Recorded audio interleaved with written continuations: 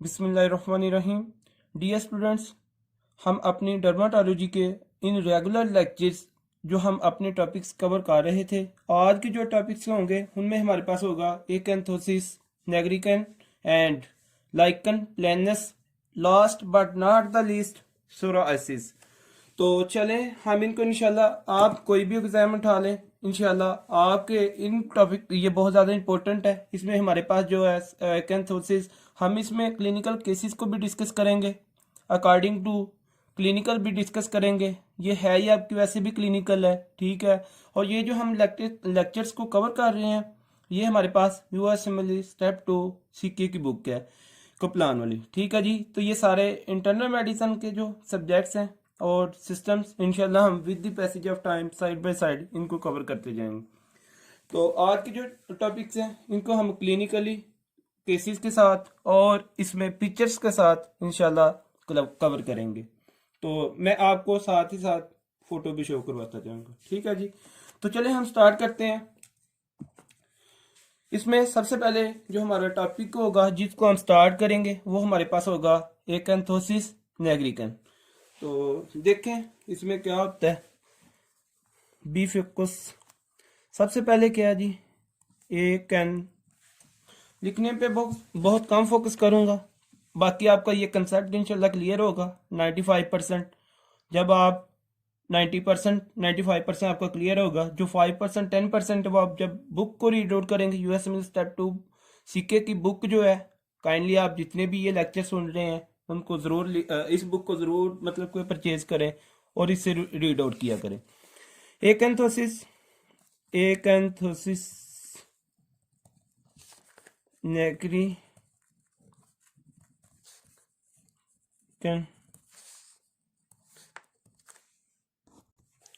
नेग्रिकन ये हमारे पास क्या है, एक ब्रीफली मैं आपको बता दूं कि ये एक तरह का स्किन डिसऑर्डर है। क्या है, आपको पता होना चाहिए कि ये हमारे पास क्या है, स्किन डिसऑर्डर है, ठीक है जी। ये वर्ड का क्या है मतलब कि एक तरह का स्किन डिसऑर्डर है, स्किन डिसऑर्डर है। तो चलें इसकी आप डेफिनेशन लिख लें ताकि डेफिनेशन से आपका थोड़ा कंसेप्ट क्लियर हो जाए, ठीक है जी। लिखें अ कंडीशन या फिर स्किन डिसऑर्डर या skin disorder skin disorder characterized by dark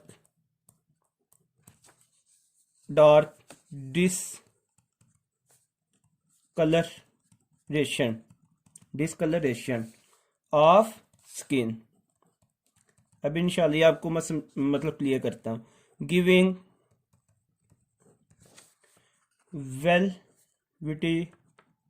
वेलविटी mean के shiny, thick, the velvety appearance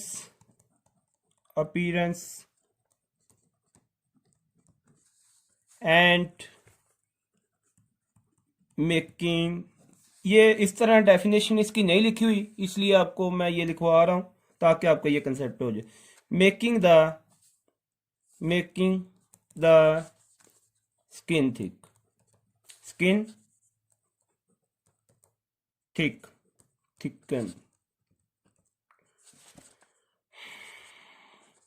thicken, ठीक है जी। अभी ये क्या मैंने बात की, मैंने ये लिखा कि ये जो एकैंथोसिस है नेग्रिकन, ये हमारे पास एक तरह का स्किन डिसऑर्डर है। इसमें क्या होता है, एक तो ये dark discolouration of the skin, ये जो वर्ड है ये इसकी मतलब डेफिनेशन की आपकी जान है, ठीक है जी। Dark discolouration of the skin.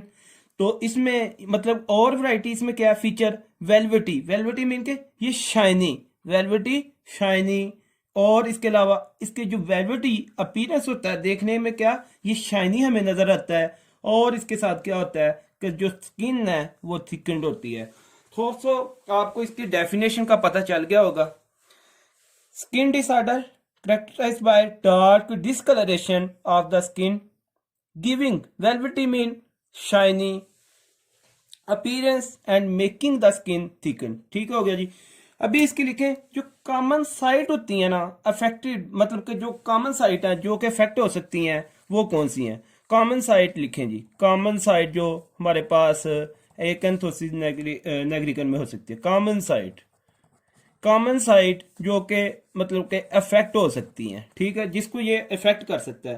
तो इसमें हमारे पास बात याद रखिएगा कि कॉमनली ये अफेक्ट करता है फोल्डेड एरिया को। कॉमनली किसको ये अफेक्ट करता है? Folded area. अभी आप में से कोई मुझे बताए कि जो फोल्डेड एरिया है वो कौन से हैं, सोचें जी, कौन कौन से हैं फोल्डेड एरिया। सबसे पहले नंबर 1 आर्मपिट है कि नहीं है? आर्मपिट हमारे पास ऑक्सिलरी जो मतलब के एरिया है, ठीक है। इसके बाद नेक्स्ट हमारे पास जो ग्रोइंग एरिया है, grown area, armpit area. Third पे बताएं जी नेक। ये जो है ना इसको मोस्ट मतलब के जो है ना करती है, कॉमनली जो है ना इसको ये अफेक्ट करती है, नेक। ठीक हो गया जी। तो यहाँ पे ये कॉमन साइट है जो कि अफेक्ट हो सकती हैं हमारे पास किसकी वजह से? एकंथोसिस नेग्रिकन की वजह से। ठीक हो गया, मीन के फोल्डेड एरिया। इसके बाद ये जो कंडीशन है मतलब कि एकंथोसिस नेग्रिकन जो कंडीशन है हमारे पास, ये एसोसिएट होती है किसके साथ? हार्मोनल डिसऑर्डर के साथ। अभी आपको यूजुअली देखें जी, एकंथोसिस जो है यूजुअली हमारे पास यूजुअली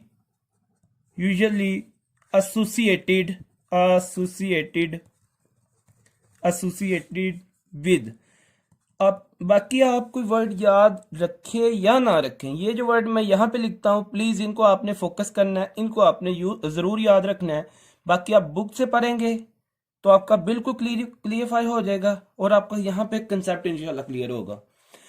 ये हमारे पास एकंथोसिस नेग्रिकन जो कंडीशन है ये हमारे पास यूजुअली एसोसिएट करती होती है किसके साथ? विद हार्मोनल डिसऑर्डर के साथ। ये अभी मैं आपको बताऊंगा कैसे, हार्मोनल डिसऑर्डर के साथ। ठीक हो गया जी। तो अभी आप यहाँ पे लिखें इसके रिस्क फैक्टर क्या होते हैं। एकंथोसिस के लिए जो रिस्क फैक्टर हैं मतलब के ये कौन सी ऐसी कंडीशंस हैं जो कि रिस्क फैक्टर एकंथोसिस नेग्रिकन को मतलब कि लीड करवा सकती हैं और इसकी रीजन बन सकती हैं, इसका काज बन सकती हैं।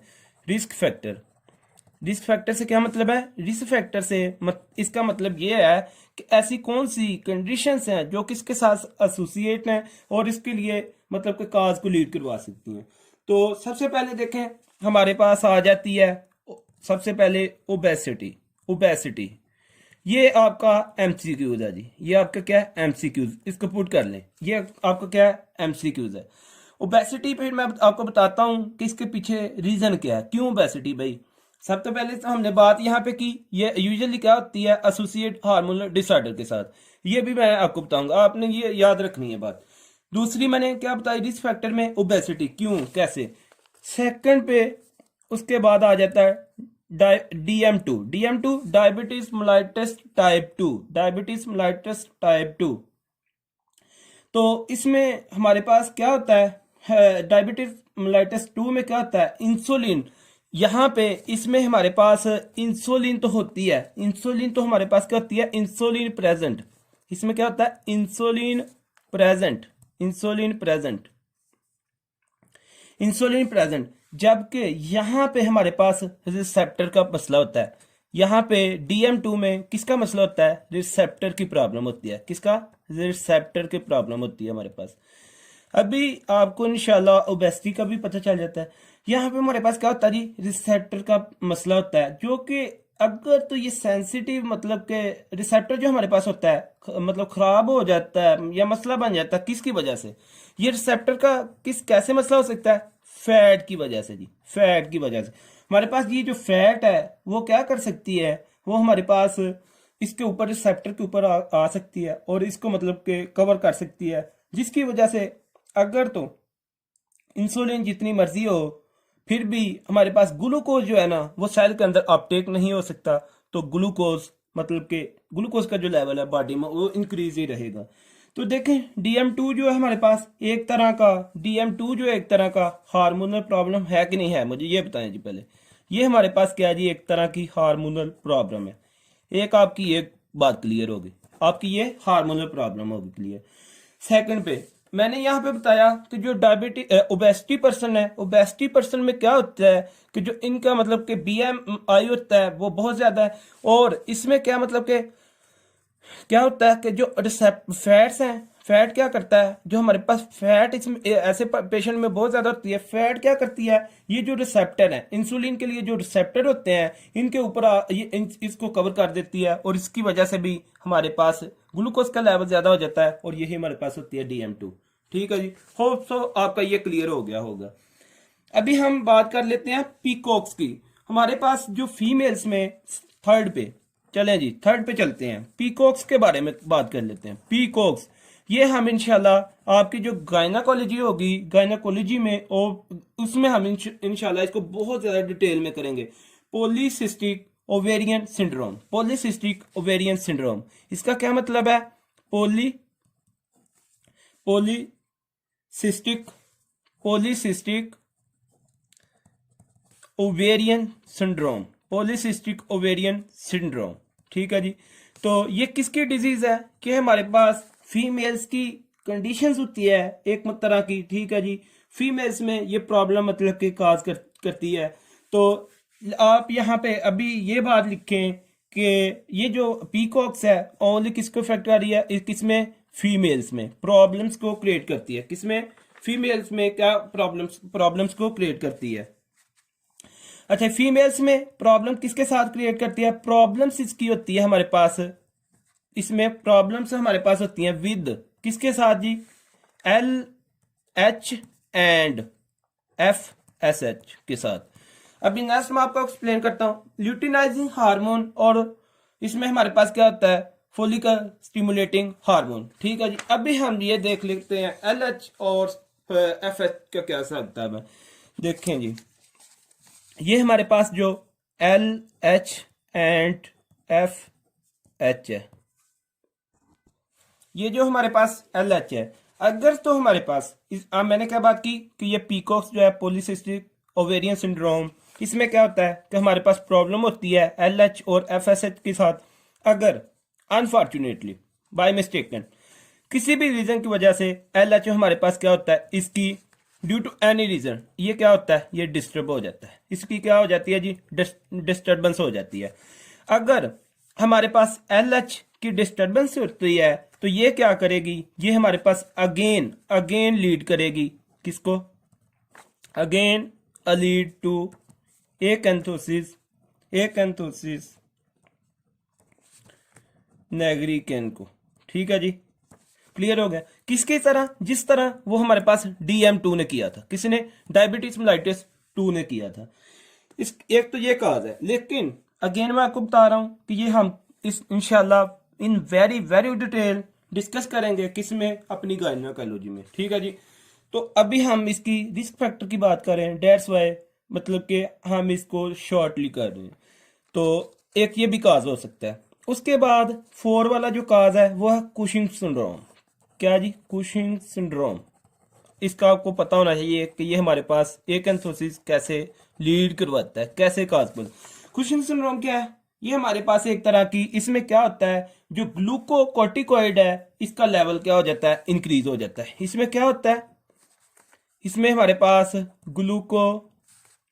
ग्लूकोकॉर्टिकॉइड का जो है ना वो मतलब के लेवल जो है वो ये इंक्रीज हो जाता है। मीन के सिंपली हमारे पास क्या होता है? ग्लूकोकॉर्टिक, ये हमारे पास कॉर्टिसोल का जी मतलब कि लेवल इंक्रीज हो जाता है। इसमें ये क्या करता है, ये जैसे ही ग्लूकोकॉर्टिकॉइड हमारे पास इसका जो लेवल मतलब कि इंक्रीज हो जाता है, ग्लूकोज का लेवल मतलब कि इंक्रीज हो जाता है, जो कि इन शॉर्ट आप ये जो है हमारे पास कॉर्टिसोल का लेवल इंक्रीज हो जाता है। तो इसमें क्या होना होता है कि हमारे पास जैसे ही ये ग्लूकोज का लेवल इंक्रीज होगा, किसका जी? ग्लूकोज का लेवल इंक्रीज होगा, तो इसमें अगर जैसे ग्लूकोज का लेवल इंक्रीज होगा तो हमारे पास इंसुलिन का भी इनडायरेक्टली जो है ना वो लेवल इंक्रीज होगा। ठीक है जी, तो ये इस तरह।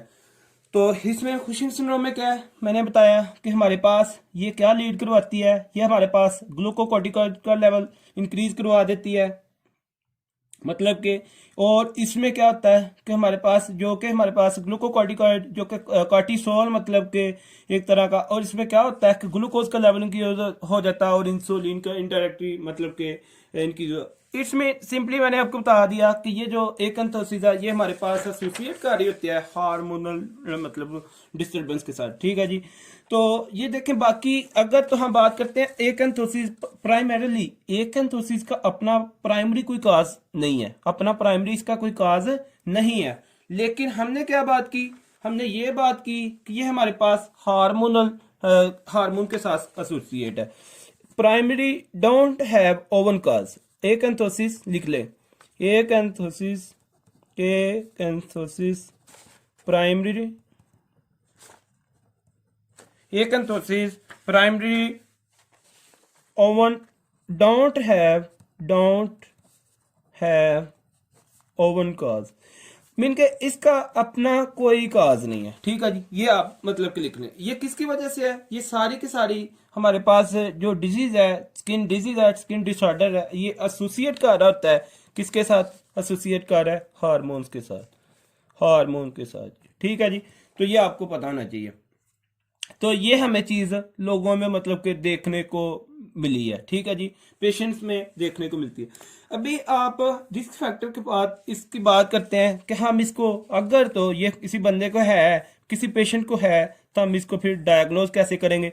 लेकिन डायग्नोज करने से पहले मैं आपको इसकी फोटो दिखाना चाहता हूँ, क्लिनिकल पिक्चर दिखाना चाहता हूँ, शो करवा देता हूँ।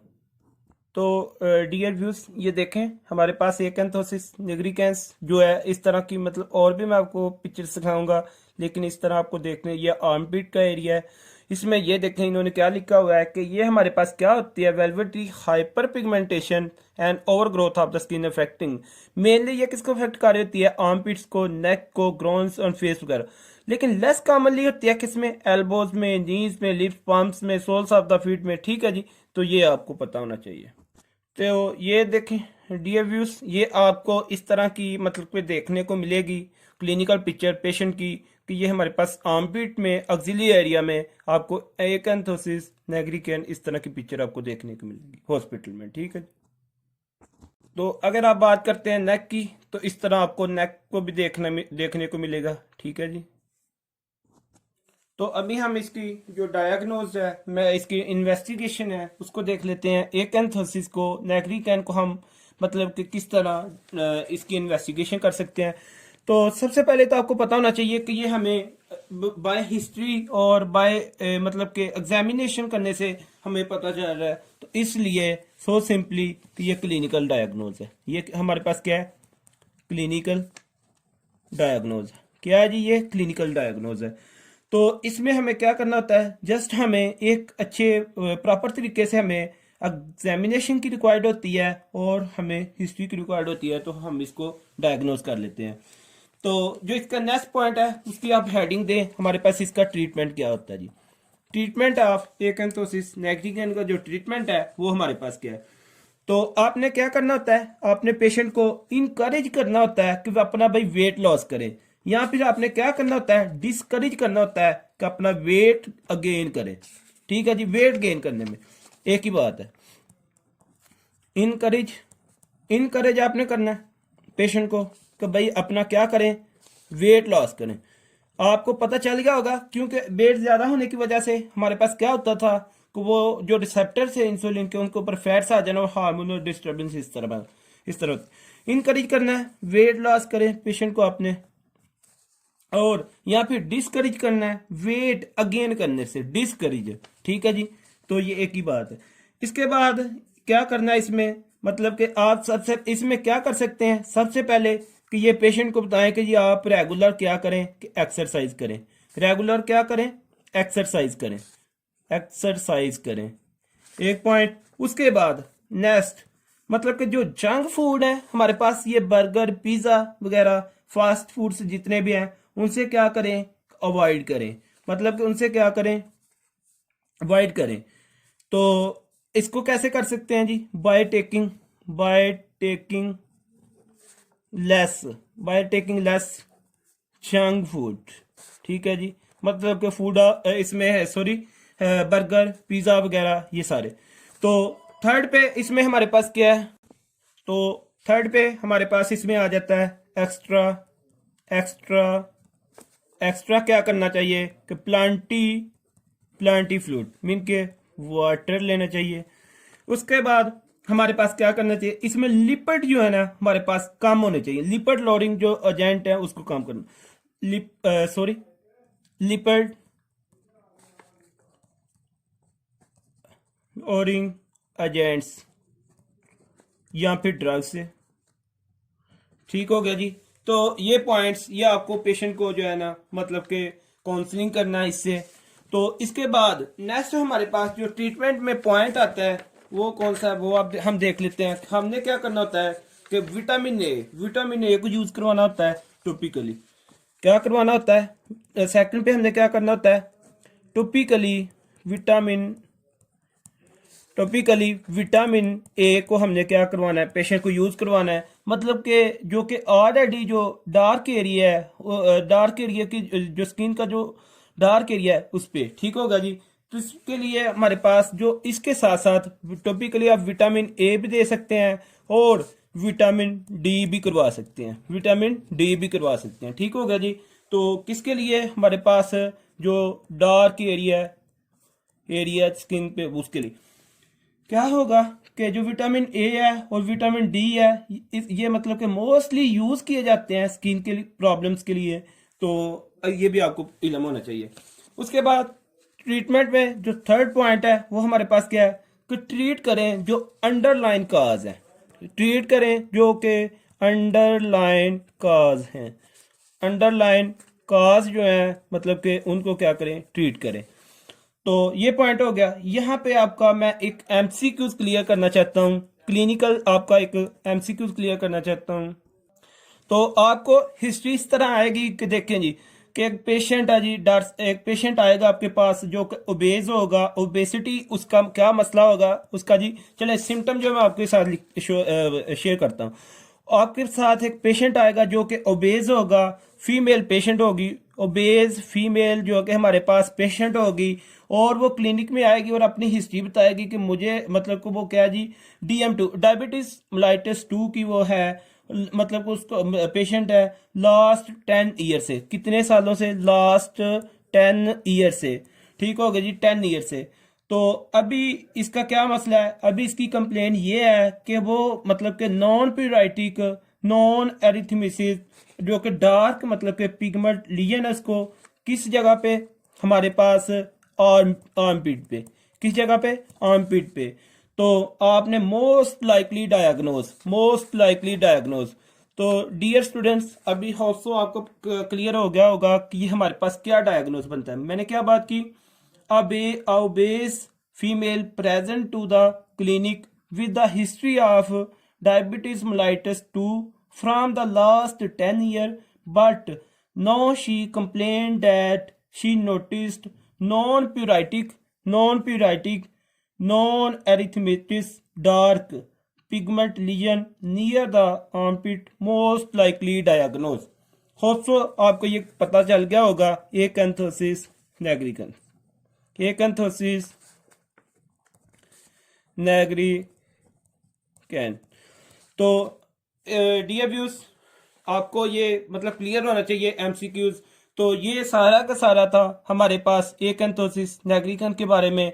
अभी हम जो नेक्स्ट हमारे पास टॉपिक है उसकी बात कर लेते हैं, बहुत ज़्यादा इंपॉर्टेंट है हमारे पास। नेक्स्ट जो मतलब क्या आ जाता है टॉपिक उसकी हेडिंग दे ले, लाइकन प्लैनेस की हम बात करेंगे। किसकी, लाइकन प्लैनेस की। तो इसी तरह इंशाल्लाह मैं आपको इसकी भी क्लिनिकल जो है ना पिक्चर आपको शो करवाऊंगा। ठीक है जी। तो लाइकन प्लेनस के बारे में आपको पता होना चाहिए। सबसे पहले तो मैं आपको इसका बता देता हूँ कि इसकी डेफिनेशन भी आपको मैं लिख कर बताता हूँ क्योंकि उधर प्रॉपर वे में नहीं लिखी हुई। तो ये हमारे पास क्या होती है, एक तरह की क्रोनिक इन्फ्लेमेटरी डिजीज है। सबसे पहले आपको पता होना चाहिए क्रोनिक इन्फ्लेमेटरी डिजीज, ये डिजीज है। ठीक है, क्रोनिक इन्फ्लेमेटरी डिजीज है स्किन की। तो इसमें क्या होता है, अभी इसकी आप लिखें जी डेफिनेशन, ताकि आपका एक माइंड कंसेप्ट बन जाए इसका कि क्या होता है इसमें। लिखें sorry, a self limited recurrent. क्या होती है ये? रिकरंट। रिकरंट से क्या मुराद है? अगर इसकी लीजन एक दफा हो जाती है तो देन अगेन अपीयर हो सकती है। ठीक है जी, मतलब कि इसमें रीअक्रेंस का जो रेट है ना वो इन्वॉल्व है। A self limited recurrent chronic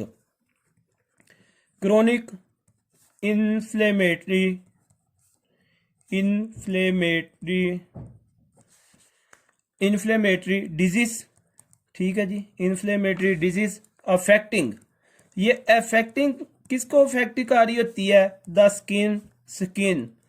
skin में मोस्ट डो मतलब इसकी कॉमन प्लेसेस हैं, जो कि एक तो आ जाती है जेनिटिलिया एंड ओरल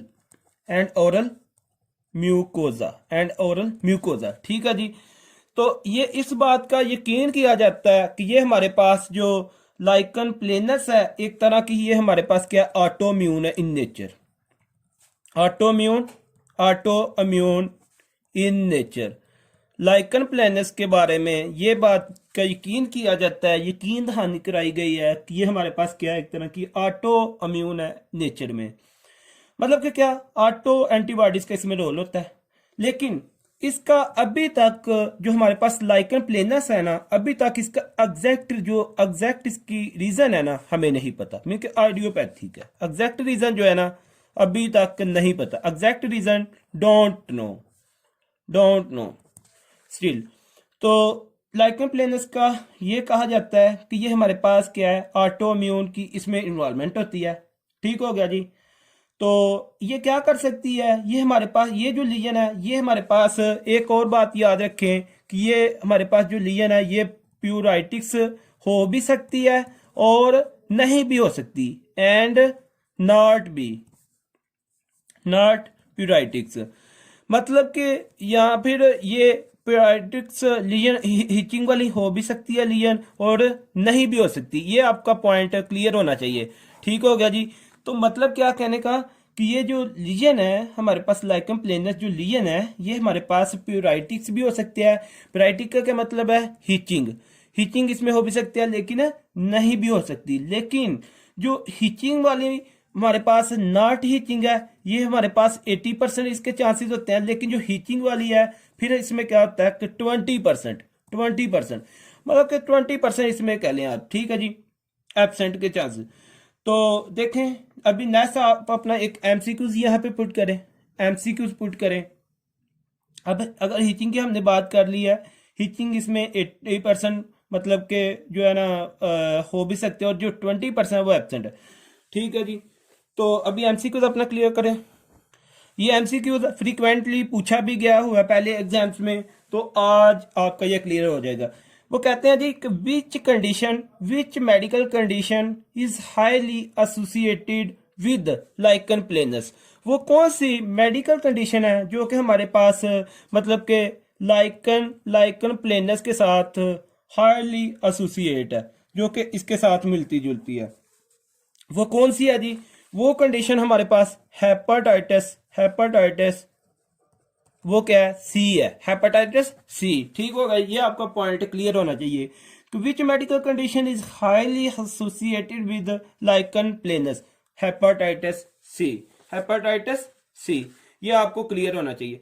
इसमें क्या होता है, ये ऐसे पेशेंट्स होते हैं, ये हमारे पास ऐसे पेशेंट्स होते हैं जो कि लाइकन प्लेनस के साथ साथ साइड बाय साइड उनमें ये रूल आउट किया जाता है कि उनमें हमारे पास क्या है जी, हेपेटाइटिस सी के भी मतलब कि उसमें होती है। ठीक है जी, मेडिकल कंडीशन, ये हमारे पास कंडीशन डिजीज होती है। तो ये आपको क्लियर होना चाहिए। ठीक है जी, जो हमारे पास पेशेंट होंगे लाइकन प्लेनस में, उसके में साइड बाय साइड ये रूल आउट किया गया इस बात को, तो उनमें हमारे पास जो है ना हेपेटाइटिस सी की भी कंडीशन होगी। ठीक है जी। तो डियर स्टूडेंट्स, अभी हम इसकी जो लाइकन प्लेनस है, आप इस पे जाएंगे, बुक पे भी जाएंगे, यूएसएमएल स्टेप टू सीके की बुक पे भी जाएंगे, वहां पे भी बहुत अच्छे से एक्सप्लेन किया है। लेकिन यहाँ पे भी मैं आपका कंसेप्ट बना देता हूँ। इसमें क्या है कि आप देखें, जो लाइकन जो लीजन है ना, लाइकन प्लेनर की जो लीजन है, इसको हम एक्सप्लेन करेंगे अभी यहाँ पे अंडर 6 पी कि हमारे पास अंडर 6 पी हम इसको कैसे एक्सप्लेन करते हैं, ये अभी इंशाल्लाह आपका क्लियर हो जाएगा। तो इसमें क्या है, हमारे पास देखें सबसे पहले जो आ जाता है अंडर 6 पी में, आपका जो रूल होगा आपने इस पे फोकस करना है। तो जो लाइकर प्लेनस रीजन है हमारे पास, मतलब के शुड बी, सबसे पहले जो लाइकन प्लेनस लीजन है शुड बी प्लेनर। सबसे पहले क्या होनी चाहिए, वो प्लेनर। एक पी आपका ये क्लियर हो गया, एक पी प्लेनर, ये प्लेनर होनी चाहिए। सेकंड पे 80% जो है ना हमारे पास ये प्यूराइटिक इन नेचर, 80% आपकी लाइकन प्लेनस जो लीजन है वो क्या होनी चाहिए, प्यूराइटिक्स होनी चाहिए। प्यूराइटिक मतलब कि लीजन वाली होनी चाहिए नेचर में, ठीक है जी। तो आपका ये सेकंड पी भी हो गया क्लियर। अब अगर हम थर्ड पी की बात करते हैं, तो जो हमारे पास लाइकन प्लेनस लीजन है, ये है मल्टीपल कॉर्नल पॉलीगोनल। पॉलीगोनल जो कॉर्नर मल्टीपल, इसमें क्या होता है, मल्टीपल कॉर्नर कॉर्नर पॉलीगोनल। तो ये आपका यहाँ पे भी थर्ड पी भी क्लियर हो गया। अभी हम फोर्थ की बात करते हैं, तो हमारे पास ये purple in colour, purple in colour, तो ये आपका हमारे पास 4 पी भी डियर स्टूडेंट्स क्लियर हो गया। उसके बाद फिर अगर हम फिफ्थ पी की बात करते हैं, तो इसमें हमारे पास क्या होना चाहिए, ये हमारे पास है some time, it may be some time, मतलब कि पेपुलर लीजन। ये हमारे पास कौन सी लीजन हो सकती है, पेपुलर लीजन हो सकती है। अगर आपने इसको समझना है तो डियर स्टूडेंट्स प्रीवियस लेक्चर्स को आप देखें, बहुत अच्छे से एक्सप्लेन किया गया है। पेपुलर लीजन ये आपका फिफ्थ पी हो गया। तो यहाँ पे भी मैं टाइम वेस्ट नहीं कर सकता, क्योंकि अभी हमने एक और टॉपिक क्लियर करना है, पेपुलर लीजन। उसके बाद जो 6 पी है, ये हमारे पास क्या होता है, इसमें सम टाइम ऐसा होता है पेपुलर से, पेप्यूल से बढ़ के हमारे पास क्या होता है, प्लेक बन जाती है, प्लेक बन सकती है। ये डियर स्टूडेंट, ये आपके 6 पी जो है ना वो क्लियर होगी, ठीक है जी। तो ये आपको क्लियर होना चाहिए। तो सबसे पहले ये हमारे पास क्या होना चाहिए, जो लाइकन प्लेनस लीजन है, प्लेन शुड बी प्लेनर। उसके बाद 80% pruritic in nature, multiple corner polygonal होना चाहिए, पर्पल इन कलर होना चाहिए, पेपुलर रिलीजन होनी चाहिए, पेप्यूल से बढ़ के प्लैक बना सकती है ये, ठीक है। प्लैक को मतलब के ये लीड कर सकती है। तो अभी यहाँ पे अपना एमसीक्यूज क्लियर करें प्लीज, आपने अभी मुझे बताना है, क्योंकि मैंने अभी बहुत ज़्यादा एक्सप्लेन कर दिया है। अभी एमसीक्यूज ये होगा कि देखें, आपके पास हिस्ट्री इस तरह होगी, एमसीक्यू स्टेटमेंट इस तरह होगी कि एक पेशेंट है, उसकी प्रॉब्लम किसके साथ है जी, लीवर के साथ है। लीवर के साथ प्रॉब्लम है कि फ्रॉम मतलब कि लास्ट कितने सालों से है, 8 से 10 ईयर हमारे पास उसके मतलब कि जो है ना, इतने सालों से उसको प्रॉब्लम है। मीन कि उसको ना हेपेटाइटिस सी है, क्या है जी, सिंपली हेपेटाइटिस सी है। तो अब भी इसको फॉलो किया गया बाय मतलब स्किन लीजन के साथ, जो कि प्लेनर है, पॉलीगोनल है, प्यूराइटिक है, मोस्ट लाइकली डायग्नोस। तो होप सो आपको इसका आंसर पता चल गया होगा। Lichen planus. तो इसकी आपके पास कैसे आएगी, a patient have problem in liver from last 8 to 10 year, means hepatitis C followed by some skin lesion characterized by planar polygonal pruritics. ये आपको 3-4 इसमें दिया जाएगा, जो कि 6 पी हमने अभी पढ़े हैं, इनमें से 3-4 बातें कही जाएंगी और आपको बोलेंगे कि मोस्ट लाइकली डायग्नोज। तो आपने आंखें बंद करके मतलब के लाइकन प्लेनस लगा देना, ठीक है जी। तो ये होगा आपका। इसके बाद अभी हम नेक्स्ट क्वेश्चन की तरफ चलते हैं कि जो ऐसी ड्रग्स या ऐसी मेडिसिन जो हमारे पास लाइकन प्लेनस की जो डिजीज है उसको वर्सन कर सकती हैं, वो कौन सी हैं। हमारे पास ऐसी ड्रग्स जो कि लाइकन प्लेनस की लीजन को वर्सन कर सकती हैं, वो कौन सी हैं। तो अभी हम उनकी तरफ बात कर लेते हैं। तो अभी हम ऐसी ड्रग्स की बात करने लगे हैं, जो ऐसी drug worsening lesion of the lichen planus. आप इस तरह हेडिंग दे लें कि ड्रग वर्सनिंग लीजन किसकी, ऑफ लाइकन लाइकन प्लेनस। इस तरह आप जी इसकी हेडिंग दे लें। ठीक है, अभी मैं जल्दी से करवाऊंगा क्योंकि हमने अभी नेक्स्ट भी करना है एक टॉपिक, तो जो कि बहुत ज़्यादा इंपॉर्टेंट है। सबसे पहले देखें हमारे पास क्या जी, जो कि एंटी मलेरिया ड्रग्स होती हैं। एंटी मलेरिया ड्रग के यूज़ करने की वजह से हमारे पास एंटी मलेरिया, ये आपको पता होना चाहिए। एंटी जो मलेरिया ड्रग्स है जिसमें हमारे पास आ जाती है क्विनोडिन, क्या आ जाती है, क्विनिडीन आ जाती है जी। ये हमारे पास क्या एक तरह की एंटी मलेरिया ड्रग्स है जो कि काज कर सकती है, क्या काज कर सकती है, ये क्या काज कर सकती है हमारे पास, फ्रेनकोनिज्म, फ्रेनकोनिज्म। तो इसमें ये क्या कर सकती है हमारे पास, फ्रेनकोनिज्म। ठीक हो गया जी, तो ये हमारे पास इसको वर्सन कर सकती है। तो डियर व्यूज, मैं आपको भी पहले इसकी क्लिनिक का पिक्चर शो करवा दूं तो आपका पहले कंसेप्ट बन जाए। तो डियर स्टूडेंट्स, ये देखें, ये हमारे पास फीमेल का जेनिटल एरिया है। ये देखें आपको इसने मतलब इस डिजीज की वजह से कितना हमारे पास इफेक्ट पड़ी है, तो एक आपको ये क्लियर होना चाहिए। ठीक है जी। और ये सेकंड हमारे पास फीमेल जेनिटल एरिया की फोटो है, क्लिनिकल पिक्चर है। तो ये भी आपका इस तरह ये आप देख सकते हैं, ये इफेक्टेड एरिया। ठीक है जी, ये आप देख सकते। तो डियर व्यूज, अगर आप मेल की बात करते हैं, मेल्स की, तो ये आप देख सकते हैं, ये एक तरह का एंगुलर, मतलब के एक तरह का इसने इफेक्टिंग है। ठीक है, एनुलर। तो ये देख सकते हैं जो कि मेल का जेनिटल एरिया जो है ना इफेक्ट हुआ है ड्यू टू लाइकन प्लेनस। ये आपको इस तरह फीमेल्स का सॉरी मेल का देखने को मिलेगा। ठीक है जी, ये देखें मेल्स के जो पीनस का जो जेनिटल एरिया है वो आपको देखने को मिलेगा इस तरह। तो डियर स्टूडेंट्स, अगर आप ओरल म्यूकोजा की बात करते हैं तो वो आपको इस तरह देखने को मिलेगा पेशेंट में। ठीक है जी, तो ये है हमारे पास लाइकन प्लेनस की क्लिनिकल फोटो। तो हम अभी बात कर रहे थे कि ऐसी ड्रग्स जो कि हमारे पास लाइकन प्लेनस का जो लीजन है इसकी वर्सन कर सकते हैं, मजीद इंक्रीज कर सकते हैं। वर्सन का क्या मतलब है कि इंक्रीज कर सकते हैं। ठीक है, उसमें सबसे पहले हमने एंटी मलेरिया ड्रग की बात कर ली, क्विनोडिन की बात कर ली। सेकंड पे अभी हम सेकंड पे बात करते हैं कि हमारे पास जितनी भी जो कि डाईयूरेटिक्स आ जाती हैं ड्रग्स, वो इसको क्या कर सकती हैं, मतलब जिसमें आ सकता है हमारे पास थायाजाइड्स आ जाती है। ये क्या कर सकती है, ये भी हमारे पास इसको इस लैक्टन प्लेनस की जो कंडीशन है इसको वर्सन कर सकती है। तो इसका आपको ये क्लियर होना चाहिए। ठीक है जी। तो अभी थर्ड पे बात करते हैं। थर्ड पे हमारे पास जो बीटा ब्लॉकर्स हैं, बीटा ब्लॉकर्स मेडिसिन हैं, बीटा ब्लॉकर्स हैं, ये इसमें जो कि हमारे पास आ जाती हैं, जैसे कि टीनिलोल एक हो गई, उसके बाद जिस तरह प्रोपेरालोल दो। ठीक है जी, ये ऐसी ड्रग्स हैं जो कि हमारे पास लाइकन प्लेनर की जो कंडीशन है उसको क्या कर सकती हैं, वर्सन कर सकते हैं, इंक्रीज कर सकती हैं, मजीद प्रॉब्लम को ज़्यादा क्रिएट कर सकती हैं। तो ये आपको पता होना चाहिए। तो यहाँ पे अभी हम एक इम्पोर्टेंट पॉइंट को डिस्कस करने लगे हैं, बहुत ज़्यादा इम्पोर्टेंट है। आपको ये एग्जाम पॉइंट ऑफ व्यू से भी बहुत ज़्यादा इम्पोर्टेंट है, आपको ये कंसेप्ट क्लियर होना चाहिए। जैसे कि कोबिनर फिनोमिना, ये हमारे पास ऐसा कौन सा फिनोमिना है, ठीक है, इसके बारे में अभी हम डिस्कस करेंगे। कोबिनर फिनोमिना क्या फिनोमिना है, फर्ज करें ये हमारे पास क्या है जी, स्किन है, ये हमारे पास क्या है, एपिडर्मिस है। ठीक है, तो यहाँ पे ये क्या है कि लीजन हुई पड़ी है, ये हमारे पास क्या हुई पड़ी है, लीजन हुई पड़ी है। ये हमारे पास नॉन इन्फेक्टेड सारा के सारा एरिया। अभी ये जो हमारे पास फर्ज करें प्लेनर, हमारे पास पर्पल प्यूराइटिक अफेक्टेड एरिया, ये अफेक्टेड एरिया हमारे पास, ये जो अफेक्टेड एरिया है ये हमारे पास क्या अफेक्टेड एरिया, लेकिन इसके नियर बाय हमारे पास क्या है, ये हमारे पास नॉन इन्फेक्टेड एरिया, क्या हमारे पास नॉन अफेक्टेड एरिया, क्या हमारे पास नॉन अफेक्टेड स्किन है।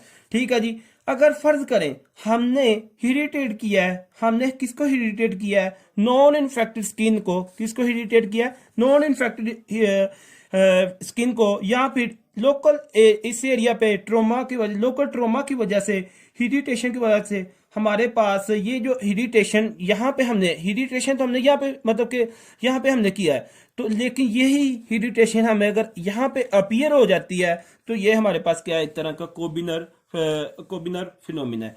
ठीक है जी, तो इसमें क्या है, ये एक तरह इसका नॉन स्पेसिफिक आप कह लें जी सिम्टम है। ठीक है जी, मतलब कि आप इसको इस तरह कह सकते हैं कि ये जो हमारे पास है कोबिना फिनोमिना एक तरह का नॉन स्पेसिफिक मतलब कि अपीरेंस है सॉरी, मतलब कि नॉन स्पेसिफिक एक तरह की क्या है हमारे पास, ये एक तरह की अपीरेंस है।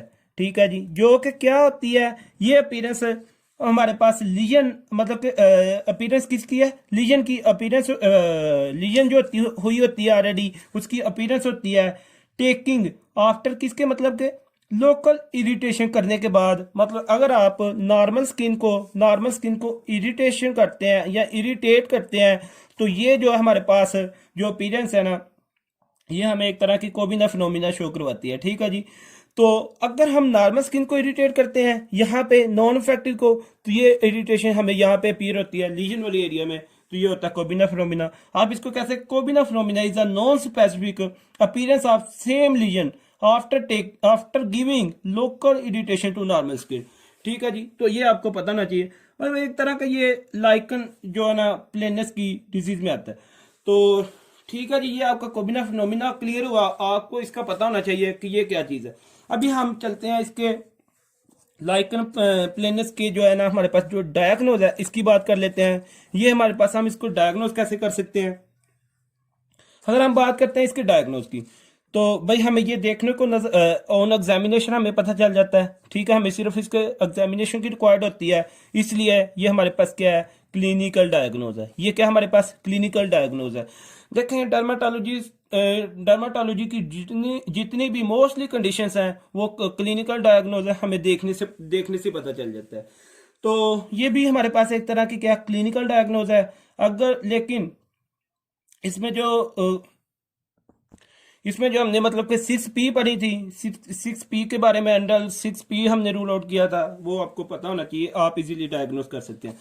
तो चले अभी हम चलते हैं इसके ट्रीटमेंट की तरफ। तो इसका ट्रीटमेंट क्या हो सकता है। सबसे पहले तो देखें, आपको पेशेंट को मतलब कि अवॉइड करना है ऐसी ड्रग से जो कि इस कंडीशन को क्या करती थी, वर्सन करती थी।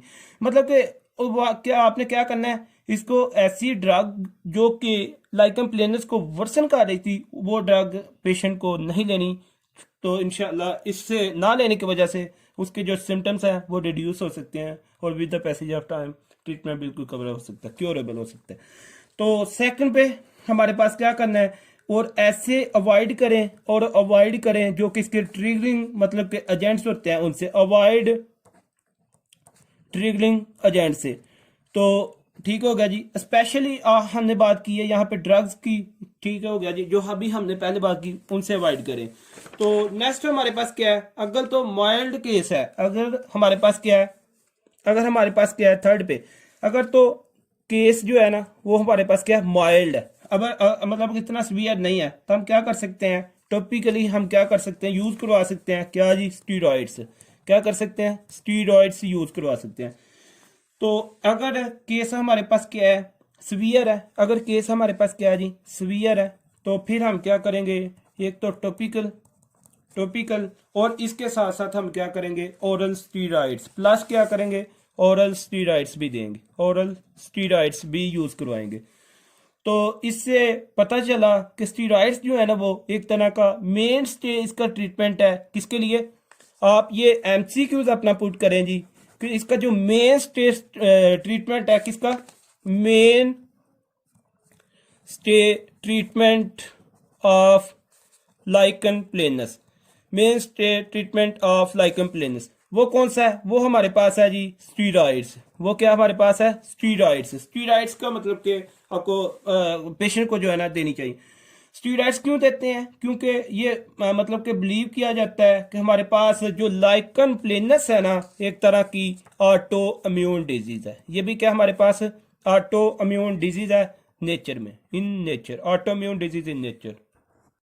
ऑटोइम्यून डिजीज तो है नेचर में, लेकिन अभी तक हमें इसका एग्जैक्ट मैकेनिज्म नहीं पता, अभी तक हमें इसका नहीं पता। तो इस वजह से ये हमारे पास ऑटो इम्यून इसकी इन्वॉल्वमेंट है, और हम क्या करते हैं, स्टीरॉइड्स का यूज करवाते हैं माइल्ड केस में। अगर सीवियर है तो फिर हम क्या करते हैं, ओरल में मतलब स्टीरॉइड्स हम देते हैं। ठीक हो गया जी। अगर फिर भी ये स्टीरॉइड से भी हमारे पास स्टीरॉइड्स कंटिन्यूसली देने से भी हमारे पास ये ट्रीट नहीं हो रहा, लीजन जो हमारे पास वो इंक्रीज हो रही है, तो फिर हम क्या करते हैं, रेज के जरिए इसको डिस्ट्रॉय करते हैं।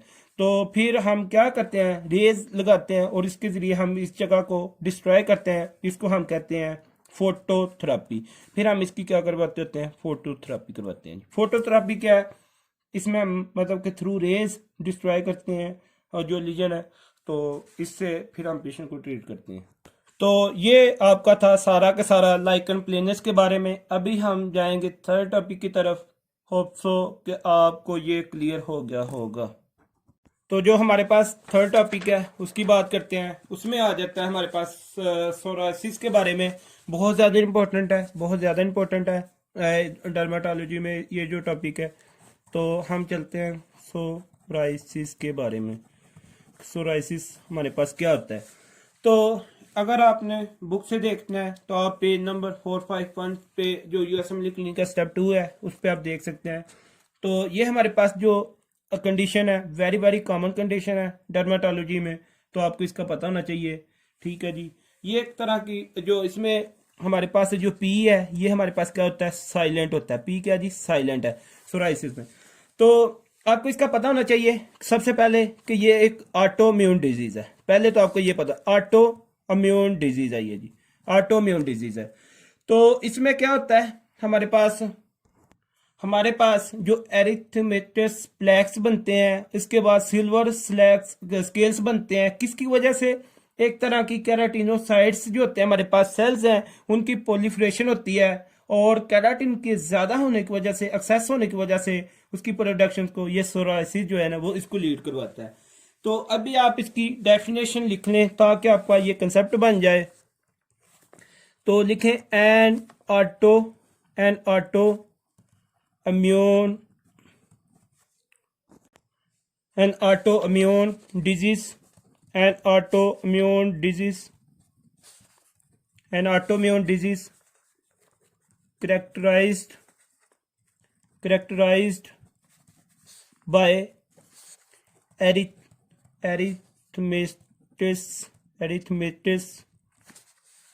erythematous plaque।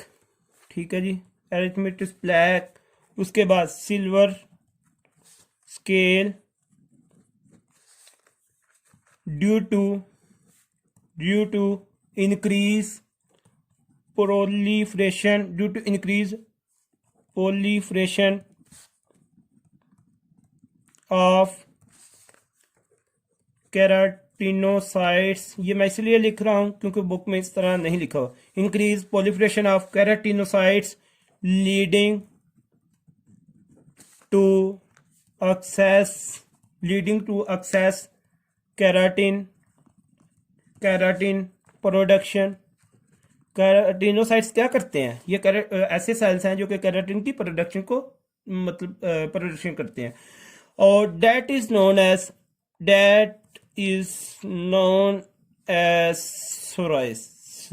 सोराइसिस। तो ये आपको इसकी डेफिनेशन क्लियर होनी चाहिए, ये आपको इसका पता होना चाहिए। इसके बाद इसमें क्या होता है, ऑटोइम्यून डिजीज है, इसमें एंटीबॉडीज होती हैं। एंटीबॉडीज मतलब कि स्टिमुलेटरी है इसमें, ठीक है। और जो कि एंटीबॉडीज क्या है हमारे पास यहाँ पे, वो स्टिमुलेटरी एंटीबॉडीज हैं जो कि कैराटिन है इसकी प्रोडक्शन को क्या करती हैं। जो स्टिमुलेटरी एंटीबॉडीज होती हैं, ये जो एंटीबॉडीज हैं ये क्या करती हैं, ये हमारे पास इंक्रीज करते हैं किसको, कैराटिन की प्रोडक्शन को। तो इसी वजह से तो तुम्हारे पास जो कंडीशन आती है वो सोराइसिस है। आपको ये इस बात का पता है, हमने प्रीवियस लेक्चर में बहुत अच्छे से क्लियर किया हुआ है कि जो कैराटिन है वो हमारे पास क्या है, वाटर प्रूफ होती है। क्या होती है, वाटर प्रूफ, एक तरह की प्रोटीन है स्किन में, ठीक हो गया। तो ये जो कि हमारे पास एपिडर्मिस में है। और आपको इस बात का भी इल्म है, मैंने बहुत ज्यादा बताया है कि हमारे पास जो मोस्ट अबंडेंट सेल्स होते हैं एपिडर्मिस में वो कैराटिन होते हैं। कैराटिन जो कि एक तरह की प्रोटीन है। अगर तो इसमें एक्सेस की वजह से मतलब कि ये हमारे पास एक तरह की वाटर प्रूफ होती हैं, ये क्या करती हैं, ये हमारे पास जो एक्सेस लॉस होता है वाटर का उससे प्रिवेंट करती हैं। और ये जो कैराटिन हमारे पास होती हैं, ये जो कैराटिन है ये एक 1 or 2 डेज के बाद ऑटोमेटिकली बॉडी से क्या शेड हो जाती हैं, शेड हो जाती हैं। क्या हो जाता है, शेड हो जाती हैं। इसकी जगह हमारे पास न्यू स्किन में हमारे पास न्यू एपिथेलियल सेल्स आते हैं और इसकी ये एबिलिटी होती है कि ये रीजनरेशन मतलब कर सके। क्या कर सकते, रीजनरेशन कर सके। अभी मैंने आपका क्या पॉइंट क्लियर किया, अभी ये पॉइंट आपका क्लियर हुआ। जो मोस्ट अबंडेंट सेल्स हैं एपिडर्मिस लेयर जो है इसमें कैराटिन प्रोटीन्स है, कैराटिन है जो कि क्या करते हैं, वो हमारे पास प्रिवेंट कर रहे होते हैं क्या, किसको, वो हमारे पास एक्सेस लॉस जो होता है वाटर का उससे प्रिवेंट करते हैं। लेकिन आफ्टर 1 or 2 डेज ये कैराटिन जो है वो शेड हो जाती हैं और रीन्यू हो जाती हैं, बिकॉज क्योंकि स्किन के जो सेल्स हैं एपिथेलियल हमारे पास जो सेल्स हैं वो मतलब कि उनमें इतनी एबिलिटी होती है कि वो हमारे पास क्या करवा सकते हैं, रीजनरेशन का प्रोसेस वो कर सकती हैं। क्या कर सकते हैं, रीजनरेशन का प्रोसेस कर सकते हैं। होप सो आपका ये क्लियर हो गया होगा। तो इसमें हमारे पास सोराइसिस जो है इसमें एक तो ये है कि ये ऑटोइम्यून डिजीज है। दूसरा सेकंड पॉइंट आपका ये होना चाहिए, ये हो सकता है कि ये जो पीपल या ये ऐसे पेशेंट होते हैं मतलब के मोस्टली तो जो हमारे पास ऑटोइम्यून डिजीज होती है ये जो डिजीज है सोराइसिस की, तो लेकिन सेकंड पे ये आप पॉइंट है कि जो कुछ लोगों में ये इसकी वजह ये भी हो सकती है कि इन्वायरमेंटल एक्सपोजर की वजह से, इन्वायरमेंटल एक्सपोजर की वजह से भी हमारे पास जो है ना ये वाली कंडीशन हो सकती है। तो सोराइसिस जो है इन्वायरमेंटल कंडीशन, इसमें क्यों, इसमें क्या हो सकता है, इन्वायरमेंट के सुपर स्टिमुलेटर की वजह से, सुपर स्टिमुलेट की वजह से हमारे पास ये कैराटिन जो है इसकी प्रोडक्शन ज्यादा हो सकती है और ये इसको लीड करवा सकती है। ठीक हो गई। उसके बाद जो थर्ड पे पॉइंट है कैराटिनोसाइट्स, ऐसा भी हो सकता है सम टाइम कि जो कैराटिनोसाइट्स हैं, कैराटिनोसाइट्स जो ऐसे सेल्स हैं जो कि कैराटिन की प्रोडक्शन को इंक्रीज करते हैं, कैराटिन प्रोड्यूस करते हैं, इनकी अगर तो कैराटिनोसाइट्स की सुपर एक्टिवेटेड की वजह से, सुपर एक्टिवेटेड क्यों कि ऐसा भी हो सकता है कि कुछ लोगों में हमारे पास जो जीन्स की प्रॉब्लम की वजह से जो कि जेनेटिक सुपर एक्टिवेटेड, क्योंकि जेनेटिक प्रीडिस्पोजिशन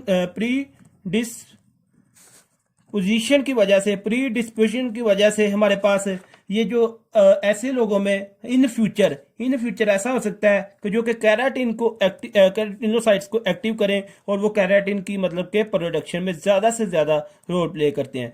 क्या मैंने बात की, मैंने बात ये की कि कैराटिनोसाइट्स सम टाइम ऐसे हो सकता है कि सुपर एक्टिवेटेड की वजह से, सुपर एक्टिवेटेड क्यों कि जो कि जेनेटिक प्रीडिस्पोजिशन की वजह से हमारे पास मतलब के ऐसे लोगों में जो कि जीन्स का जो प्रॉब्लम हो सकती है इन फ्यूचर वो एक्टिवेट कर सकता है किसको, कैराटिनोसाइट्स को, और वो कैराटिन की जो है ना वो प्रोडक्शन को ज्यादा कर सकता है। तो आपको ये भी पता होना चाहिए। तो इन बातों से हमें क्या मालूम हुआ कि ये जो हमारे पास सोराइसिस है ये ऐसी डिजीज है जो जिसके लिए, इसकी डिजीज के लिए हमारे पास मल्टीफैक्टोरियल इन नेचर है। ये हमारे पास क्या है, मल्टीफैक्टोरियल। इसके लिए मल्टीपल जो है ना हमारे पास क्या हो सकते हैं, फैक्टर्स हो सकते हैं जो कि इसको लीड करवाते हैं। इसके लिए मल्टीफैक्टोरियल है ये डिजीज हमारे पास नेचर में। ठीक है जी। तो इसकी पैथोजेनेसिस के लिए हमारे पास ये मतलब इस तरह आपके जो है ना फैक्टर्स हो सकते हैं। फर्ज करें हमारे पास ये जो कैराटिन है, कैराटिन अगर तो अनफॉर्चुनेटली इसकी मतलब के जो है ना बहुत ज्यादा हो जाती है प्रोडक्शन, तो ये जो कैराटिन है ये हमारे पास क्या होगी, ये डिपॉजिट होगी किधर, स्किन के ऊपर। ये किधर होगी, डिपॉजिट होगी स्किन के ऊपर। या फिर ऐसा हो सकता है अगर, या फिर इसकी सक्रीशन या शेडिंग की वजह से अगर कम होती है, वैसे तो नॉर्मली 1 or 2 डेज के बाद जो हमारे पास इसकी शेडिंग हो जाती है और एपिथेलियल सेल जो होते हैं इनमें इतनी एबिलिटी होती है कि वो हमारे पास रीजनरेट कर सके स्किन को। तो अगर इसकी शेडिंग ही नहीं होती तो फिर हमारे पास फिर भी इसकी डेपोजिशन का चांसेस इंक्रीज हो जाते हैं। और जो हमारे पास एक्सेस कैराटिन है ये हमारे पास जैसे ही रेज होती है तो टिपिकली जो इसका अपीयरेंस होता है हमारे पास सिल्वर स्केल को ये मतलब के लीड करवाती है। किसको? Silver scale. आपको ये बहुत ज्यादा इंपॉर्टेंट एक तरह का इसमें क्या है आपका ये जी हॉलमार्क है। और ये जो सिल्वर स्केल होता है अभी मैं नेक्स्ट आपको बताता हूँ।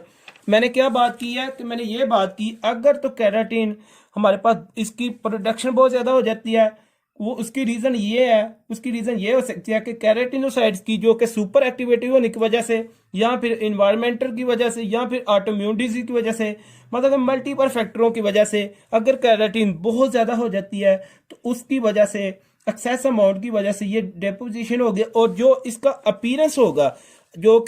अपीयरेंस होगा उसमें मैंने आपको ये बात की इसके अपीयरेंस में वो होगा सिल्वर स्केल की तरह। और सिल्वर स्केल ये एक तरह का हार्ड होता है और ये मतलब कि इसी को हम कहते हैं सोराइसिस। और ये एक तरह की सोराइसिस कुछ भी नहीं है, ठीक है। ये एक तरह की ये डिजीज जो है ना आप एक तरह की कह लें ये इंक्रीज प्रोडक्शन ऑफ कैराटीन है।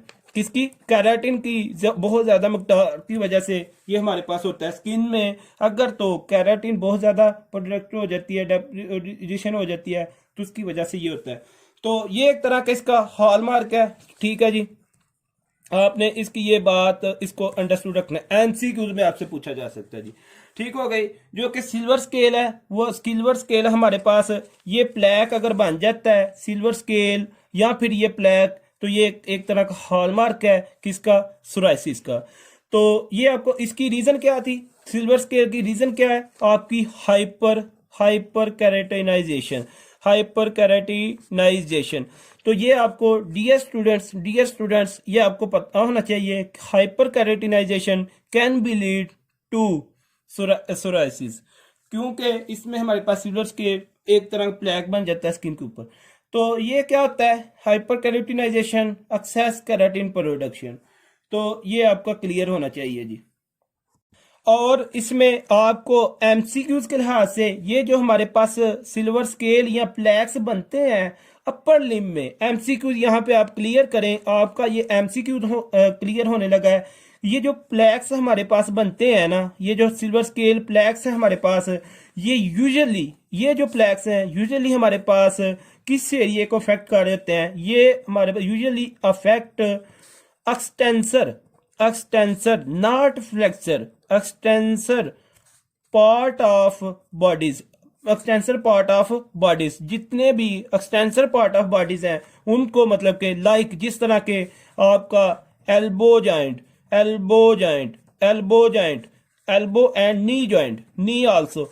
देखिए अगर आप ये जो आपका अभी तो ये बिल्कुल एक्सटेंड है मेरी जो आर्म है। अगर मैं इसको ऊपर की तरफ लेके जाता हूँ जो मेरी एल्बो जॉइंट है यहाँ पे ये हमारे पास लियन होगी तो ये आपका एक तरह का इसकी इंडिकेटर है।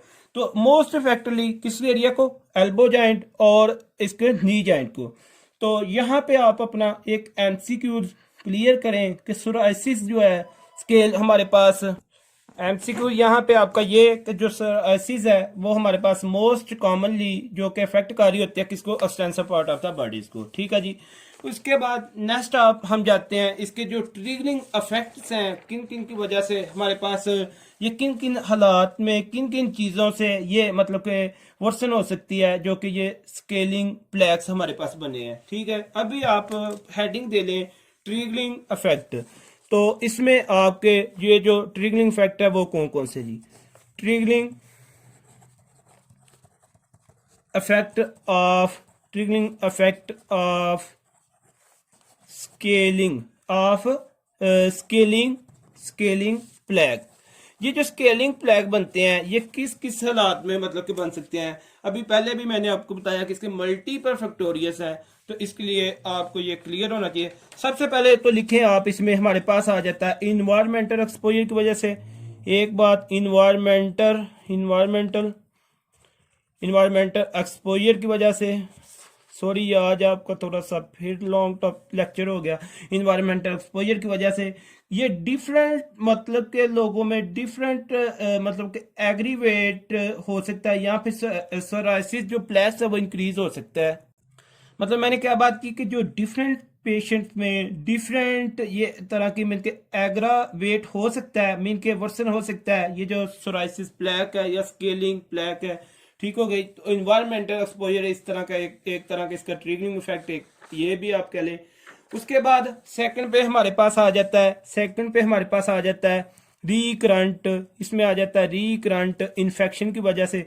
अब रीकरंट इन्फेक्शन की वजह से ये एक तरह का इसका नॉन मतलब के नॉट स्पेसिफिक, मतलब के इन्फेक्शन को स्पेसिफिक इसमें इन्फेक्शन नहीं है। रीकरंट इन्फेक्शन इसमें हमें ये शो करता है, रीकरंट हमें ये शो करता है कि ये हमारे पास इम्यूनो कॉम्प्रोमाइज स्टेट वाला पेशेंट होगा। ये हमें क्या शो कर रहा है कि इम्यूनो कॉम्प्रोमाइज को शो कर रहा है। अभी मैं लिखूंगा काम, इम्यूनो कॉम्प्रोमाइज को स्टेट को शो कर रहा होता है। इसलिए ये भी एक तरह का रिस्क है कि ये हम क्या कर सकता है कि इसमें हमारे पास ये इंक्रीज कर सकता है किसको, हाइपर कैराटिनाइजेशन को, हाइपर कैराटिनाइजेशन को इसमें भी इंक्रीज कर सकता है।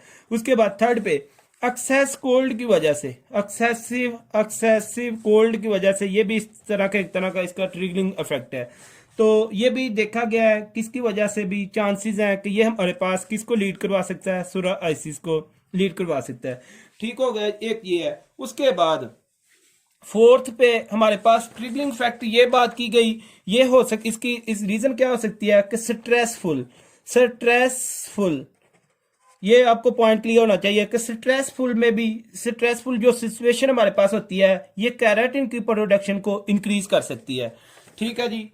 तो इसके बाद जो नंबर 5 वाला पॉइंट है जो ट्रिगरिंग फैक्ट में हम कह रहे हैं, क्रोनिक स्मोकिंग की वजह से भी हमारे पास हो सकता है। क्रोनिक स्मोकिंग की वजह से, ये हमारे पास किसकी वजह से, क्रोनिक स्मोकिंग की वजह से। नंबर 6 पे हैवी अल्कोहलिक की वजह से, हैवी अल्कोहलिक की वजह से भी हमारे पास ये मतलब इसको लीड कर सकता है। तो देखें इसकी रीजन जो इसके काजेज हैं सोराइसिस के, जितने भी हमने मतलब के अभी जितने भी हमने मतलब के पढ़े, जिसमें हमने बात की हमारे पास इन्वायरमेंटल एक्सपोजर की वजह से, उसके बाद हमने कहा रिकरेंट इन्फेक्शन की वजह से, उसके बाद हमने कहा एक्सेसिव कोल्ड की वजह से, स्ट्रेसफुल सिचुएशन की वजह से, क्रोनिक स्मोकिंग, हैवी अल्कोहलिक, ये सारे के सारे मतलब के जो है ना ये इसके काज नहीं है, लेकिन ये ऐसे फैक्टर्स हैं जो कि इसको, इस कंडीशन को वर्सन कर सकते हैं, इंक्रीज कर सकते हैं। इसके ट्रिगरिंग फैक्टर हैं, इसके रिस्क फैक्टर्स हैं एक तरह के। ठीक हो गया जी। तो जो इसके सोराइसिस के काज है अभी तक अनटिल आइडियोपैथिक है। ये आप बहुत ज्यादा इंपॉर्टेंट बात है, बहुत ज्यादा इंपॉर्टेंट बात है, एमसीक्यू। जो काज ऑफ सोराइसिस है अनटिल आइडियोपैथिक, ये लिख लें, काज ऑफ सोराइसिस अनटिल अभी तक इसका आइडियोपैथिक, हमें इसका अभी तक नहीं पता कि इसका काज क्या है। ठीक है जी, अभी तक क्या आइडियोपैथिक है, मतलब कि इसके सोराइसिस के वैसे तो मल्टी फैक्टोरियल ये नेचर में। ठीक है जी, तो ये आपको पता होना चाहिए। उसके बाद मल्टीपल इसके जो फैक्टर्स हैं जो कि रिस्पॉन्सिबल्स हैं इसको सोराइसिस की पैथोजेनेसिस में। तो अभी आ जाते हैं जो इसमें फैक्टर्स हमने बात की है। फैक्टर्स हमने कौन कौन से, एक तो हमने कहा कि ये ऑटोम्यून कंपोनेंट्स, इन्वायरमेंटल एक्सपोजर की वजह से, जेनेटिक डिपोजिशन की वजह से, अभी जो हमने पहले अभी ऑलरेडी पढ़ चुके हैं। लेकिन इसमें जो हमने ट्रिगरिंग फैक्ट पढ़े हैं ये इसको क्या कर सकते हैं, ये इसको इंक्रीज कर सकते हैं, मतलब कि इसको क्या कर सकते हैं, इंक्रीज कर सकते हैं। तो इसके बाद हम आ जाते हैं जो इसकी टाइप्स ऑफ सोराइसिस है उसके बारे में, बहुत ज्यादा इंपॉर्टेंट है ये टाइप्स, हेडिंग दे लें टाइप्स, इसकी टाइप्स ऑफ सोराइसिस। जो इसकी टाइप्स हैं उसके बारे में अगर बात करते हैं तो वो कौन कौन सी हैं। टाइप्स में सबसे पहले आ जाता है हमारे पास, ये हो सकता है जी प्लेक सोराइसिस हो सकता है, प्लेक सोराइसिस हो सकता है। ठीक है, उसके बाद इसमें हमारे पास आ जाता है गुलटेट सोराइसिस हो सकता है। थर्ड पे हमारे पास पास्चुलर हो सकता है सोराइसिस। इसके बाद फोर्थ में हमारे पास ये अरिथ्रोडर्मिक सोराइसिस हो सकता है। फिफ्थ पे हमारे पास ये फ्लेक्सुअल हो सकता है, फ्लेक्सुअल सोराइसिस हो सकता है। ठीक है जी, तो ये इसका आपको पता होना चाहिए। तो ये हमारे पास इसकी क्या है, टाइप्स हैं। ये हमारे पास क्या है, टाइप्स हैं। सबसे पहले आपको ये पता होना चाहिए कि ये जो हमारे पास प्लेक वाली है ये हमारे पास क्या है जी, कि एमसीक्यूज में आपसे पूछ सकते हैं ये कॉमनली होता है, ये किस किस जगह पे आ सकता है जो प्लेक्स बन सकते हैं। मैंने अभी आपको बताया था, एक तो नी जॉइंट पे, किधर, नी जॉइंट पे एंड एल्बो जॉइंट पे, जो इसके एक्सटेंसर पार्ट है मोस्टली सोराइसिस के, ठीक है। उसके बाद जो है, जो हमारे पास अभी मैं आपको इसकी फोटोज भी शो करवाऊंगा। उसके बाद हमारे पास जो गुलटेट और सोराइसिस है, ये हमारे पास पूरी दुनिया में अगर आप देखेंगे, सब वर्ल्ड वाइड देखेंगे, तो ये हमारे पास जो ट्रंक एरिया होता है वहां पे, किस जगह पे, ट्रंक एरिया में, किस जगह पे, ट्रंक एरिया में, इसका आपको पता होना चाहिए। उसके और ये हमारे पास यूजुअली किसको कर रहा है, ट्रंक एरिया को, जो पास्चुलर, और ये कॉमनली अफेक्ट करता है, ये हमारे पास जो है कॉमनली अफेक्ट कर रहा होता है किसको, अडल्ट को, किसको जी, अडल्ट को। तो ये आपको पता होना चाहिए। उसके बाद ये जो थर्ड वाला हमारे पास पास्चुलर, इसमें पस होता है, मीन के पस कंटेनिंग होती है, सिल्वर स्केल, और इसमें हमारे पास, इसमें क्या होता है हमारे पास जी, पास से एक पास होगा। उसके बाद हमारे पास क्या होगा कि इसमें फीवर की आ सकती है, मतलब कि एक पास हो सकता है, उसके बाद फीवर की हो सकती है, और दूसरा अगर तो अगेन एंड अगेन फॉर्मेशन हो रही है पास की, तो ये हमें एक साइन, इसका किसका साइन है, म्यूनो कॉम्प्रोमाइज का साइन है। किसका होता है, म्यूनो कॉम्प्रोमाइज का साइन होता है।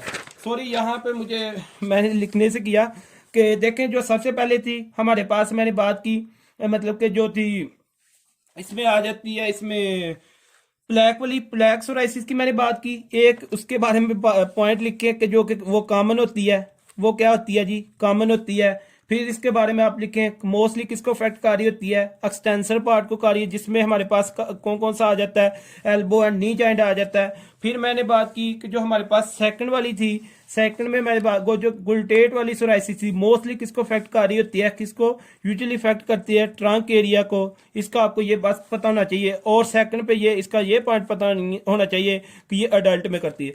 जो थर्ड पे हमने बात की थी पास्चुलर की, इसमें क्या होता है, पस की फॉर्मेशन होती है, और ये मतलब पस कंटेनिंग सिल्वर स्केल्स होते हैं, पस कंटेनिंग सिल्वर स्केल्स होते हैं। तो इसके बाद अब इसमें फीवर हो सकता है, क्या हो सकता है, फीवर हो सकता है, इसमें फीवर हो सकता है। अगर तो again and again pus formation हो रही है, तो ये हमारे पास क्या साइन देता है, ये हमें ये साइन देता है कि ये हमारे पास इम्यूनो कॉम्प्रोमाइज्ड भी पेशेंट मतलब कि हो सकता है। तो ये आपको पता है। उसके बाद फोर्थ में जो था एरिथ्रोडर्मिक सोराइसिस वाला था, इसमें आपको ये पॉइंट क्लियर होना चाहिए कि ये एक तरह के रेड स्केल्स बनते हैं, क्या बनते हैं जी, रेड स्केल्स बनते हैं। और कॉमनली ये अफेक्ट करता है किसको, हमारे पास एक्सटेंसर पार्ट को, किसको जी, एक्सटेंसर पार्ट को। तो आपका इसको ये पता होना चाहिए। उसके बाद, और ये जो हमारे पास है मतलब कि रेड स्केल्स, इसमें क्विकली ये क्या कर सकता है, स्प्रेड कर सकता है एक प्लेस से दूसरी प्लेस में।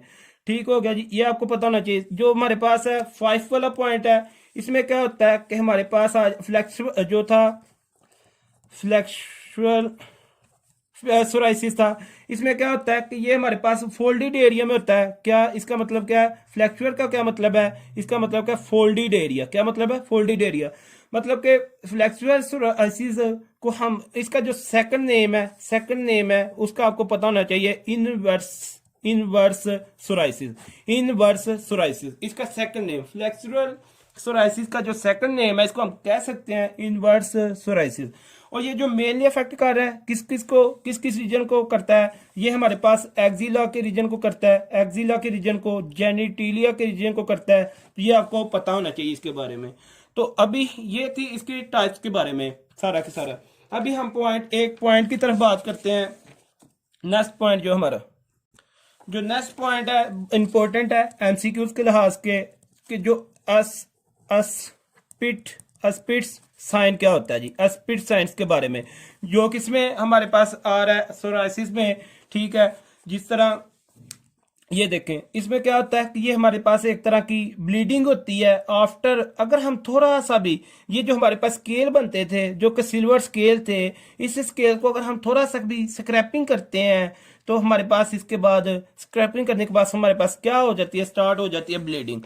तो अभी मैं आपको इसका बताता हूँ, ब्लीडिंग स्टार्ट हो जाती है। तो ये हमारे पास एस्पिड साइन होता है। मतलब क्या कि अगर फर्ज करें एक सिल्वर स्केल, मतलब कि पहले से बना हुआ स्केल, ठीक है, तो अगर थोड़ा सा भी लिटिल बिट इसको स्क्रैप करने से हमारे पास ब्लीडिंग स्टार्ट हो जाए, तो ये क्या होता है, एस्पिड साइन होता है। क्या होता है, एस्पिड साइन होता है।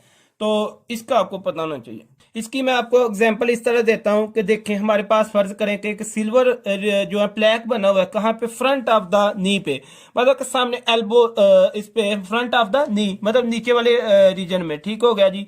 तो नी पे जैसे हमारे पास वो एक प्लैक बना है, उसको लिटिल बिट मतलब के टचिंग करने पे, स्क्रैप करने के, स्क्रैच करने से ये जो प्लैक होगा, जो प्लैक बना था हमारे पास, क्या ये जो प्लैक बना था उसको टच करने से, मतलब उसको नोचने से, स्क्रैच करने से अगर तो यहाँ से ब्लीडिंग आती है तो फिर मतलब क्या, ये एक तरह का एस्पिड साइन है। आपको पता होना चाहिए कि जो सिल्वर प्लैक्स हैं ये हमारे पास, इनमें क्या होता है कि जो सिल्वर प्लैक्स हैं इसमें हमारे पास क्या होती हैं, वेसल्स होती हैं, ब्लड वेसल्स होती हैं, छोटी छोटी क्या होती हैं, वेसल्स होती हैं।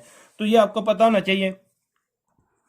इसके साथ आपको ये भी पता होना चाहिए कि जो मतलब जो हर प्लैक जो है ना वो सिल्वर मतलब सिल्वर स्केल भी नहीं हो सकता, ठीक हो गया जी।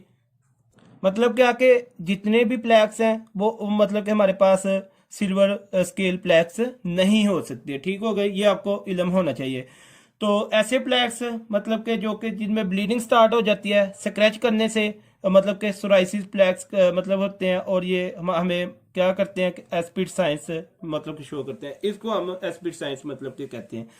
अभी यहाँ पे आपका नेक्स्ट एमसीक्यूज बहुत ज्यादा इंपॉर्टेंट अपना क्लियर करेंगी। नेक्स्ट एमसीक्यूज, जो एमसीक्यूज हमने मतलब कि कहा था, अभी जो हमने पढ़ा था लाइकन प्लेनस में भी कोबनर फिनोमिना के बारे में, किसके बारे में, कोबनर कोबनर फिनोमिना के बारे में हमने बात की थी। इसमें हमने क्या बात की थी कि अगर तो हमारे पास एक लोकल ट्रोमा या फिर इरिटेशन से नॉर्मल स्किन जो होती है नियर बाय लीजन, उसका जो अपीयरेंस है हमारे पास उसमें भी अपीयरेंस वही आ जाए, इरिटेशन वही सारा मसला बन जाए, तो इसको हम कोबनर फिनोमिना कहते हैं। तो ये भी आपका पॉइंट इसमें क्लियर होना चाहिए। सॉरी, अभी जो हमने मतलब कि इसका पढ़ा था इसमें इस में कोबना फिनोमिना, ठीक है जी।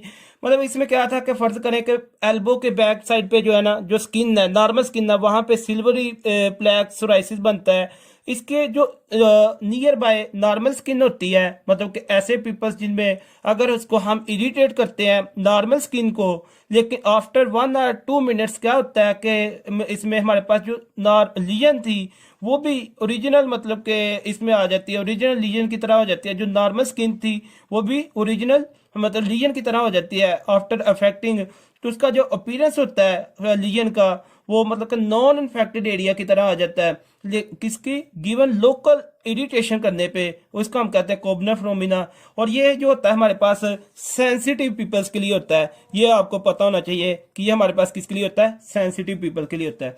और ये जो कोबना फिनोमिना सोराइसिस इसमें क्या होता है कि ये हमारे पास नॉट स्पेसिफिक, ठीक हो गया जी। तो इसमें हमारे पास क्या है, और ये जो हमारे पास है ये मतलब अदर कंडीशंस में भी पाया जा सकता है, ठीक है जी। अभी हम आते हैं जी इसकी डायग्नोस पे, बहुत ज़्यादा लंबा लेक्चर हो रहा है, अभी हम इसके डायग्नोस पे आते हैं। सोराइसिस जो है इसका डायग्नोस हमारे पास क्लासिकल, तो ये हमारे पास क्या एक तरह का एक आप कह लें कि जी क्लिनिकल डायग्नोज है, क्लिनिकल डायग्नोज है, सॉरी ये क्या हमारे पास है, क्लिनिकल डायग्नोज है। उसके बाद इसको आप ये कह सकते हैं क्लासिकल प्रेजेंट है, इसमें हमारे पास एस्पिड साइन, कौन सा साइन, एस्पिड साइन, एस्पिड साइन। तो एस्पिड साइन क्या है, ये एक तरह का इसका पिन पॉइंट है जो कि ब्लीडिंग मतलब होती है स्केल के स्क्रब करने से, ठीक हो गया, ये इसका आपको इल्म होना चाहिए।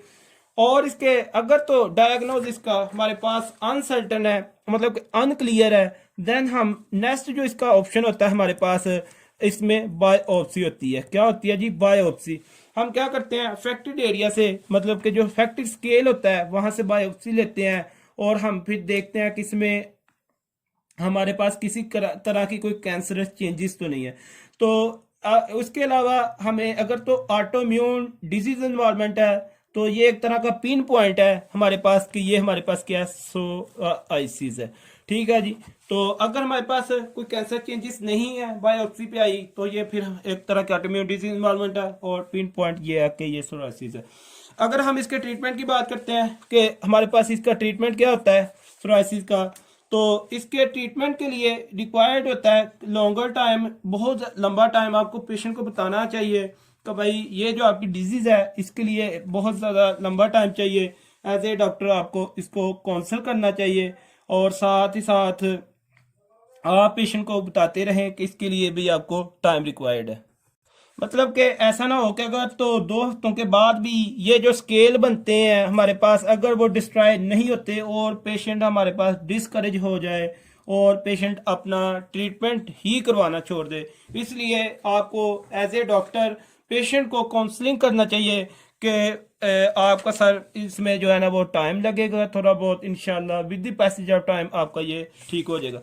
सोराइसिस जो है वो एक तरह की हमारे पास क्या है, क्रोनिक कंडीशन, क्रोनिक डिजीज है, आपको ये पता है। इसमें हम सबसे पहले क्या करते हैं कि ये हम स्टार्ट करवाते हैं पेशेंट को टॉपिकल क्या स्टीरॉइड्स, टॉपिकल स्टीरॉइड्स का। क्यों?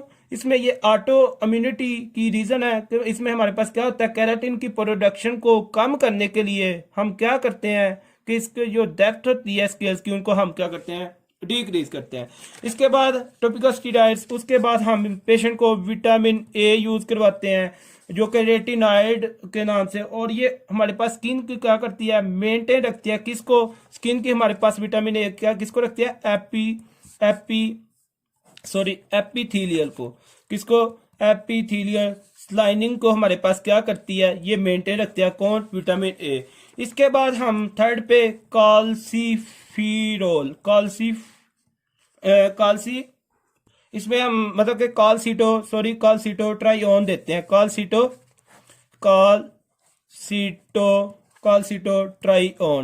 कॉलसीटो ट्राइओन आपके ख्याल में क्या है? विटामिन D1 है और 3 कौन सा है, मतलब कि विटामिन D3 देते हैं। कॉल्सी ट्राइओन क्या है? विटामिन D3, इसका डेरिवेटिव होता है। ठीक है जी, तो ये हमारे पास रोल प्ले करता है सोराइसिस में। अगर तो ये इन चीजों से हमारे पास पेशेंट ट्रीट नहीं होता, तो फिर हम ऐसी ड्रग्स का यूज करेंगे जो कि हमारे पास सेल की प्रोडक्शन को ही डिक्रीज कर दें। तो उसमें नंबर 4 पे हमारे पास आता है मीथोट्रेक्सेट, जो कि एक तरह की एंटी कैंसर ड्रग है जो कि हम यूज करते हैं और हमारे पास क्या करता है, डिक्रीज करता है किसको, माइटोटिक कैपेसिटी को। मीन के इसमें क्या करता है, वो मल्टीप्लिकेशन को, सेल के डेथ रेट को क्या करता है, स्पेशली उसको कम करता है। इसमें क्या होता है, कैरेटिनोसाइट्स की फिर इस तरह वो कम होगा, कैरेटिन की प्रोडक्शन कम होगी, तो ये सारा मसला हल हो जाएगा। और आपको इस बात का पता होना चाहिए जो हमारे पास मीथोट्रेक्सेट है ना कि ये सिर्फ अब नॉर्मल सेल को हमारे पास कम करेगा, लेकिन ये नॉर्मली हमारे पास ये जो जीआईटी के सेल्स होते हैं, मिकोजल लाइनिंग है हमारे पास, इनको भी मतलब के क्या करेगा, डिक्रीज करेगा। इसलिए मीथोट्रेक्सेट का ये इस रिस्क को मतलब के इंक्रीज कर सकता है कि हमारे पास क्या हो, रिकरेंट अल्सर के चांसेस को क्या करता है, वो बहुत ज़्यादा मतलब इंक्रीज कर देता है। रिकरेंट अल्सर के जो चांसेस होते हैं, मिकोजल अल्सर हो सकता है। इसमें हमारे पास क्या हो सकता है कि WBC RBC प्लेटलेट्स जो है ना, इसमें हमारे पास मतलब कि WBC RBC प्लेटलेट्स के जो नंबर्स हैं इसमें वो हमारे पास क्या हो सकते हैं, कम हो सकते हैं। WBC RBC प्लेटलेट्स के क्या नंबर्स कम हो सकते हैं इस वजह। मीथोट्रेक्सेट जो है इसलिए हम इसको यूजर करवाते हैं, मतलब कि यूज करने से पहले हम क्या करवाते हैं, सबसे पहले पेशेंट की हम CBC करवाते हैं। क्या करवाते हैं हम? पेशेंट की CBC को चेक करके हम इसका, तो फिर हम पेशेंट को क्या करते हैं कि इसमें मीथोट्रेक्सेट के लिए अगर तो वो सेट है, ठीक है, तो फिर हम मीथोट्रेक्सेट को क्या करवाते हैं, यूज करवाते हैं। और फिर हम क्या करते हैं, एवरी 2 और 3 वीक्स के बाद फिर हम जो अपनी इस पेशेंट की CBC को रिपीट करवाते हैं। फिर क्या करते हैं, CBC को रिपीट करवाते हैं। मतलब अभी मैंने सारी बातें ये क्या बात की, मीथोट्रेक्सेट क्या करती है, सेल प्रोडक्शन को कम करती है। इसमें कैरोटिनोसाइट्स में कम होंगे तो वो मतलब कैराटिन को प्रोडक्शन नहीं करेंगे तो वो मसला हल हो जाए। लेकिन अल्टरनेट आपको ये भी पता होना चाहिए कि ये जो मीथोट्रेक्सेट है ना कि अब नॉर्मल सेल की प्रोडक्शन को कम करेंगे, ये नॉर्मल जीआईटी के जो सेल्स होते हैं इनके जो म्यूकोजल लाइनिंग है इसमें भी कम करेंगे। और इसलिए हमारे पास क्या होता है, मीथोट्रेक्सेट का जो एक तरह का रिस्क बढ़ा देती है रिकरेंट अल्सर या म्यूकोजल अल्सर के चांसेस को। इसके अलावा WBC RBC और हमारे पास जो प्लेटलेट्स के नंबर्स होते हैं इनको भी कम कर देता है। इसलिए हम क्या करते हैं, मीटोट्रेक्सेट को यूज करवाने से पहले हम पेशेंट की सीबीसी करवाते हैं, हम ये चेक करते हैं इसका ब्लड लेवल सारा चेक करते हैं, पेशेंट को हम ये देखते हैं कि वो सेट है कि नहीं है, मतलब मीटोट्रेक्सेट की अगर तो वो ठीक है, ब्लड सेल्स उसके ठीक है, तो फिर हम मीटोट्रेक्सेट को यूज करवाते हैं। लेकिन आफ्टर 2 और 3 वीक्स हम क्या करवाते हैं, सीबीसी रिपीट करवाते हैं। और इसके अलावा अगर तो हमारे पास ये प्रॉब्लम जो सोराइसिस की जो प्लैक्स हैं हमारे पास, अगर ये जो प्लैक्स हैं हमारे पास पूरी बॉडी में है, पूरी बॉडी में, फिर हम क्या करवाते हैं, फिर हम अल्ट्रा वायलेट जो लाइट्स होती हैं उसका एक्सपोजर करवाते हैं, और इससे हम क्या करवाते हैं, प्लैक्स को हम रिमूव करवाते हैं। ठीक हो गया जी, तो ये आपको पता होना चाहिए। मतलब कि आप फिफ्थ पे ये पॉइंट कर सकते हैं कि अल्ट्रा वायलेट जो लाइट का यूज़ करवाते हैं, अल्ट्रा वायलेट लाइट का एक्सपोजर करवाते हैं, तो ये आपको 5 पॉइंट का पता होना चाहिए कि अल्ट्रा वायलेट लाइट का एक्सपोजर करवाते हैं अगर तो बहुत ज़्यादा एक्सटेंसिव है इन्वॉल्वमेंट, किसमें, स्किन की बहुत ज़्यादा इन्वॉल्वमेंट है, फिर हम ये इसको डन करवाते हैं पेशेंट के लिए। और इसके साथ हम ये देखते हैं कि अगर तो वो पेशेंट, मतलब कि इसमें ये रिक्वायरमेंट है कि वो पेशेंट जो है ना वो म्यूनो कॉम्प्रोमाइज्ड ना हो, म्यूनो कॉम्प्रोमाइज की स्टेट ना हो। तो ये इसमें रीजन ये है कि अल्ट्रा वायलेट जो रेज है हमारे पास, अल्ट्रा वायलेट रेज की वजह से हमारे पास जो कैंसरस चेंजेस हैं उसके चांसेस हमारे पास क्या होते हैं कि वो बहुत ज़्यादा हो जाते हैं, उसके चांसेस क्या बहुत ज़्यादा हो जाते हैं। इसलिए क्या होता है कि अल्ट्रा वायलेट जो रेज होती हैं मतलब एक्सपोजर एट सेल्फ, उसका जो रिस्क फैक्टर होता है, मतलब को स्किन के लिए वो एक तरह की मतलब कि malignancy को काज करवा सकता है, malignancy को काज करवा सकता है। ठीक हो गया जी, तो ये इसकी कॉम्प्लिकेशन है किसकी, अल्ट्रा वायलेट रेज की। इन फ्यूचर वो क्या कर सकता है, इन फ्यूचर वो हमारे पास स्किन की हमारे पास क्या कर सकता है, malignancy काज करवा सकता है, स्किन कैंसर करवा सकता है। तो होप सो डियर स्टूडेंट्स, आज का आपको लेक्चर काफ़ी इंपॉर्टेंट है और काफ़ी हेल्पफुल होगा। तो बाकी आप ये यूएसएमएल स्टेप 2 सीखे से काइंडली हम्बल रिक्वेस्ट है उससे रीड आउट करें, आपका इंशाल्लाह क्लियर हो जाएगा। Thank you for watching my videos. इंशाल्लाह अभी हमारे पास इसके जो लेक्चर्स हैं डर्माटोलॉजी के ओनली 2 लेक्चर्स हैं, और एक लेक्चर इसका टोटली हमारे पास एमसीक्यूज पे होगा। जितने भी के हमने लेक्चर्स लिए हैं उनके एमसीक्यूज होंगे, वो हमारी डर्माटोलॉजी इंशाल्लाह with the passage of time will be complete इंशाल्लाह। ओके, थैंक यू, अल्लाह हाफिज़।